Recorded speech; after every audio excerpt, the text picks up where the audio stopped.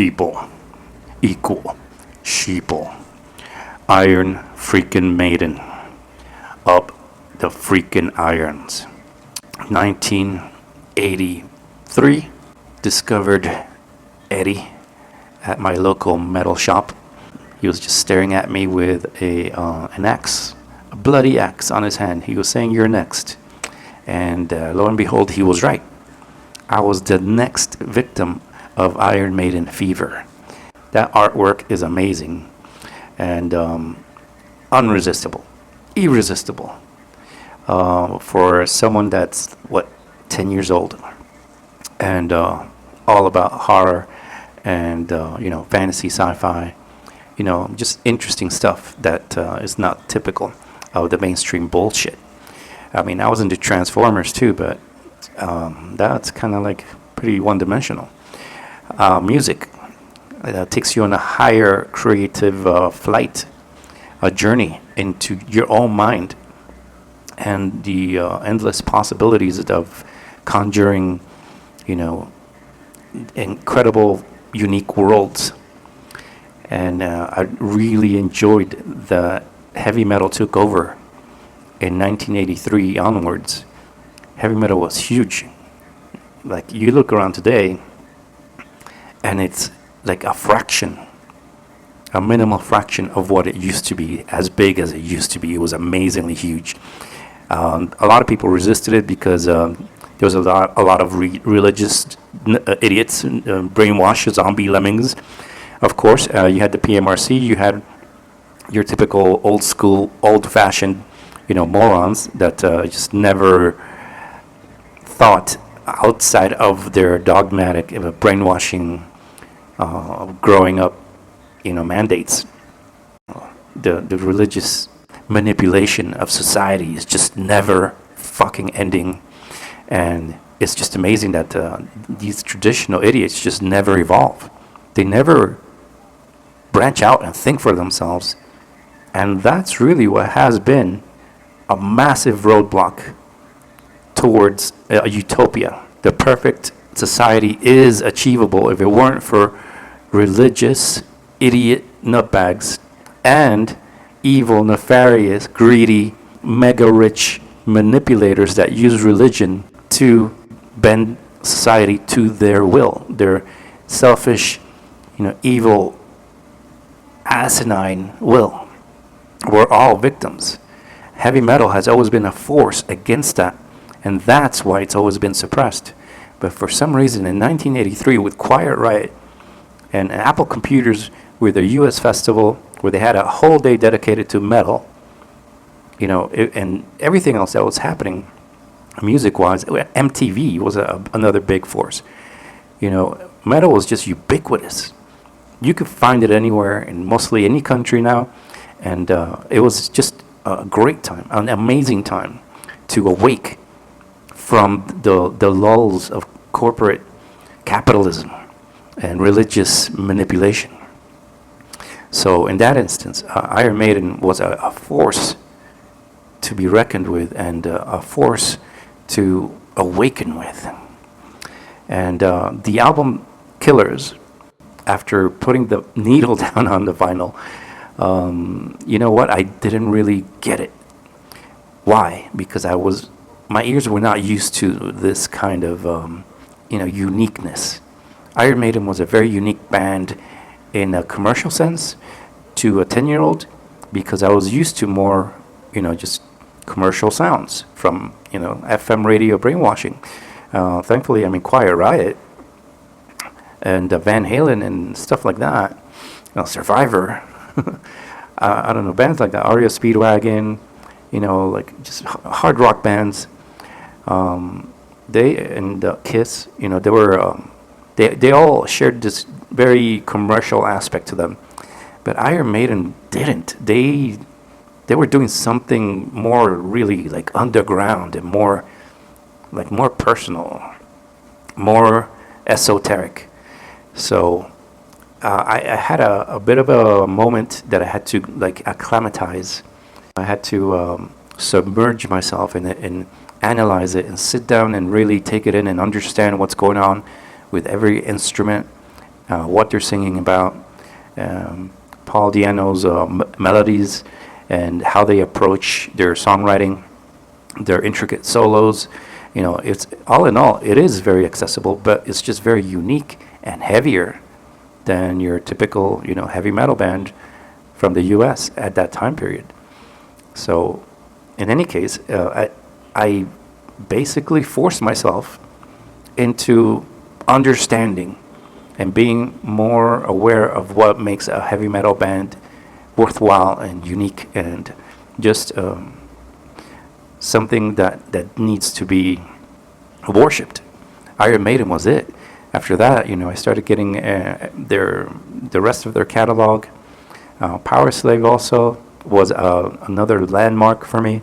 Every album was great. There was no fillers. Well, one or two songs maybe on Peace of Mind, but for the majority of it, there's no fillers, and they were just incredible musicians that just keep evolving and keep doing it all right, firing on all cylinders year after year after year. And that's something, you can't just ignore. And then after that, Live After Death, with a VHS live video, that was an amazing time to go to your local video store and rent Live After Death.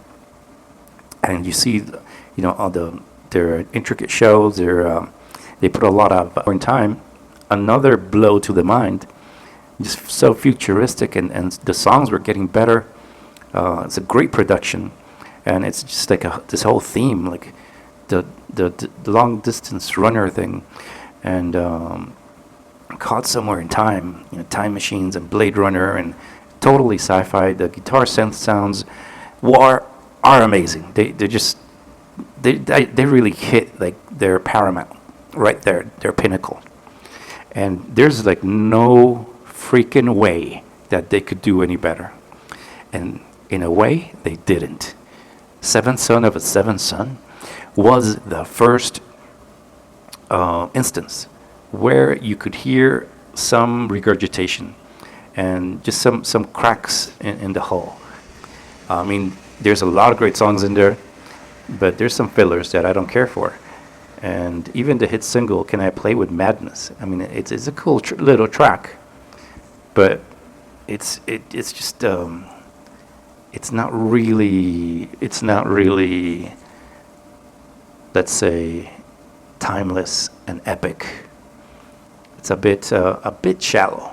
I like it. I still like it, but it's kind of like maybe let me go get a beer.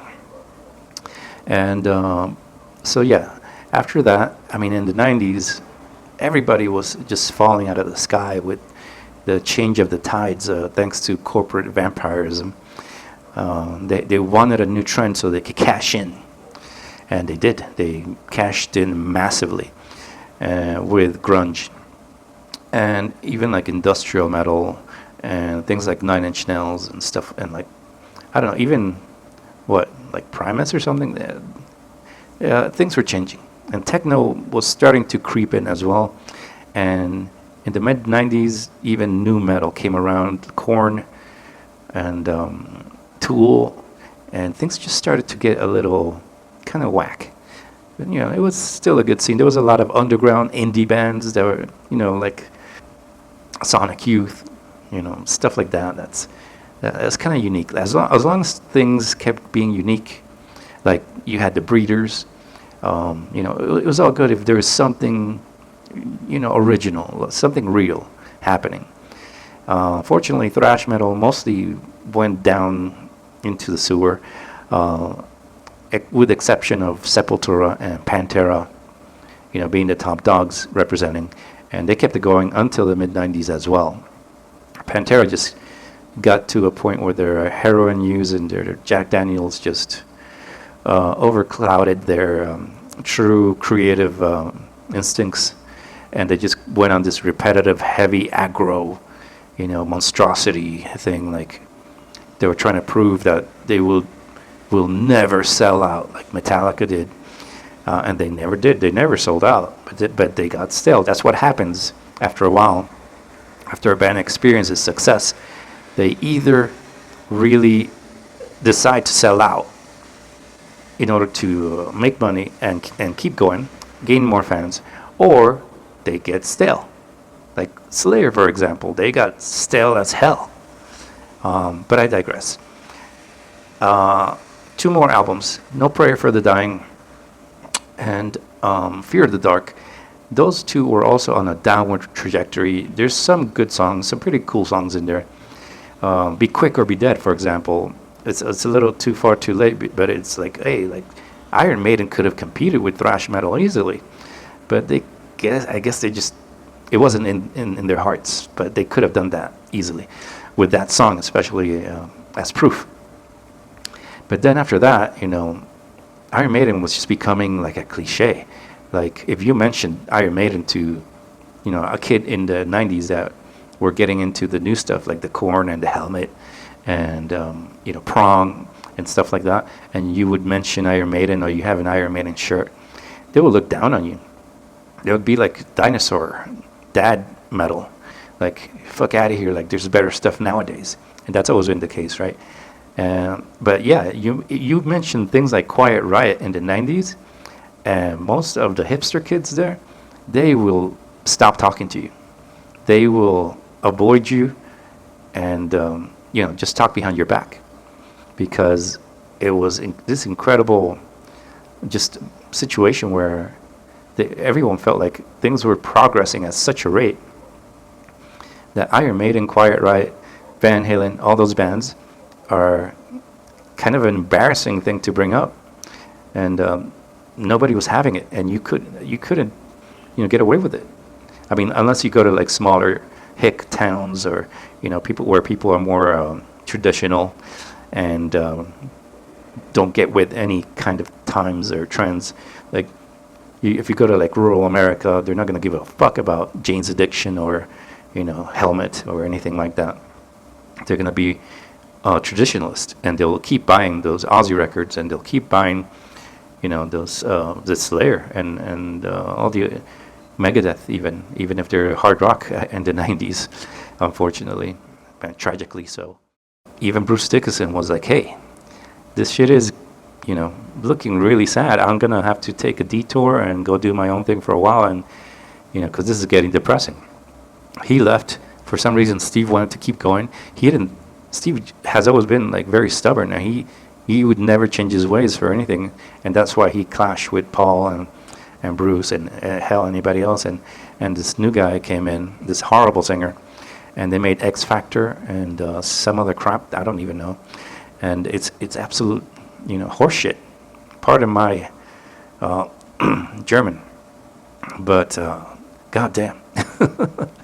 So it was a really cringe time, but Iron Maiden fans, they're loyal traditionalists. They don't have any inklings. They're not curious about what else is going on in the music world, and they just put the head down and just keep buying Iron Maiden records and supporting them and buying anything that says Iron Maiden, any magazine that says Iron Maiden, and it's just Iron Maiden all the time. Iron Maiden 24/7. This is a crazy traditionalist, insane group of people that probably have some mental issues. Definitely have some mental issues, because there's no way that you can be such a traditionalist idiot that you just accept anything a band does, especially when they're just regurgitating over and over the same brand formula to your face, and you're like, good, me like. Fuck those people. And then Bruce Dickinson came back with A Brave New World. I listened to that now, and I'm like, there's nothing here. This is more regurgitation. This is more of the same crap. It's just with Bruce Dickinson now again, and that was like some sort of, hype, an excuse to get back into Iron Maiden again for some people that left or whatever, or just weren't too happy with their substitute singer. I forget his name, because he sucks. And the band, I think it was Wolfsbane. That band sucks. Everything sucked about Iron Maiden in that period. Then later on, they came on with more of the same old crap. It was packaged differently. They had AI album covers. I guess they fired what's his face, and then it's just years after years. It's just the same crap. They recently celebrated the Final Frontier, the anniversary, and I gotta say, it's just another boring ass crap album. And I really like the artwork. It was heavily promoted, and if you see online, there's even some kids. They're not old guys, kids that say this is my favorite album. So you're having people that are coming of age, and they're experiencing new albums, and of course the lack of discipline. They don't educate themselves on the past albums. If anything, they'll hear one or two songs from every album from the past and then move on because they have ADHD. And that's the way Spotify operates for a lot of people. They'll just give you one or two tracks from an album and they just keep it going to the next album or another artist. So there's this massive ADHD disconnect with new fans. Now, when a new album is released, they might actually purchase it, maybe, and they'll sit there and they'll absorb it like I did in the 80s, and then it just, I guess it clicks with them because it's of their time. And then they'll say, this is my favorite album. When in all actuality, as a long time music fan, not just Iron Maiden fan, a music analyzer, you realize that it's kind of like a good thing, and also at the same time it's a bad thing, because if there's kids out there that are being influenced by these mediocre, lackluster, weak, watered down albums, then what is the outcome for the next generation of metal bands or musicians? It's going to be abysmal. It has been abysmal, actually. And so I don't know if Iron Maiden keep going. They keep going with dishing out pretty awful, bland mediocrity. Is that a good thing or is that a bad thing? Like which one overweighs the other one? But because so far we have not seen a decent band come out. There are bands out there that even like Tail Gunner, obviously a nod to Maiden, and they sound like a Maiden tribute band, but those are original songs. But they lack any real, genuine, passionate originality that makes them stand out. Because a new band could easily replace Iron Maiden and sound like Iron Maiden. It's all just tribute and regurgitation. So people need to do better, and people need to educate themselves. And this whole internet thing, Spotify, it's a really bad thing for everyone, for musicians and for listeners that don't take the time to listen, educate themselves about the trajectory of a band. Like, they don't listen to full albums. They don't really take the time to appreciate time and space in the metal history.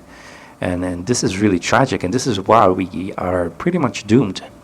AI is the only way things are going to maybe sound better, and that in itself is a really tragic idea, that humans are no longer really going to be evolving music properly. Modern times, all these horrendous bands, starting from Slipknot to Falling in Reverse and Sleep Token, those are the top three, and Bring Me the Horizon, absolute dog shit, absolutely disgusting, and a blemish. They tarnished the true legacy of heavy metal that has been evolving since the late 60s and stopped evolving around 1995 when the internet and personal home computers exploded. So think about that, analyze that, and overall, please just think